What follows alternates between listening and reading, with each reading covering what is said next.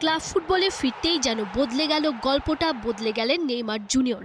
বিশ্বকাপের দুঃস্বপ্ন আর পোকার খেলার বিতর্কের পর সান্তোসের হয়ে মাঠে নেমেই আবারও দেখালেন ব্রাজিলিয়ান পোস্টার বয় এখনও ম্যাচের গতিপথ বদলে দেওয়ার ক্ষমতা রাখেন। চাপোকোয়েন্সের বিপক্ষে সান্তোসের ম্যাচটা শেষ হয়েছে 2-2 সমতায়, কিন্তু ম্যাচ রেজাল্ট ছাপিয়ে আলোচনায় নেইমারের পারফরমেন্স। জোড়া গোল করেছেন, শুধু গোলই নয়, পুরো ম্যাচ জুড়ে আক্রমণের প্রাণভোমরা তিনিই ছিলেন। 9টা শট নিয়েছেন, যার 5টাই ছিল লক্ষ্যে। প্রতিপক্ষের গোলরক্ষককে বারবার ব্যস্ত রেখেছেন আর রক্ষণভাগকে রেখেছেন চাপে।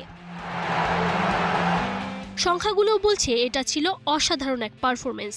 90 মিনিটে 103 বার বল স্পর্শ করেছেন, 62টা পাসের মধ্যে সফল হয়েছে 48টা, তৈরি করেছেন একাধিক গোলের সুযোগ। শুধু গোল করার জন্য নয়, সতীর্থদের খেলাতেও প্রাণ এনে দিয়েছেন ব্রাজিলিয়ান এই তারকা।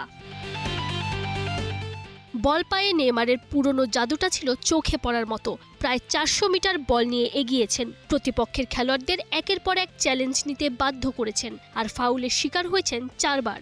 অবশ্য নিজেও হলুদ কার্ড দেখেছেন। অর্থাৎ পুরো ম্যাচ জুড়েই ছিলেন চাপোকোয়েন্সের ডিফেন্ডারদের সবচেয়ে বড় মাথা ব্যথা।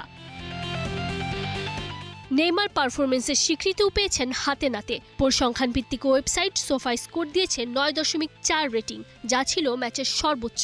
এই মৌসুমে ব্রাজিলিয়ান লিগে এখন পর্যন্ত 9 ম্যাচে নেইমারের গোল 6টা, সঙ্গে আছে 2টা অ্যাসিস্ট।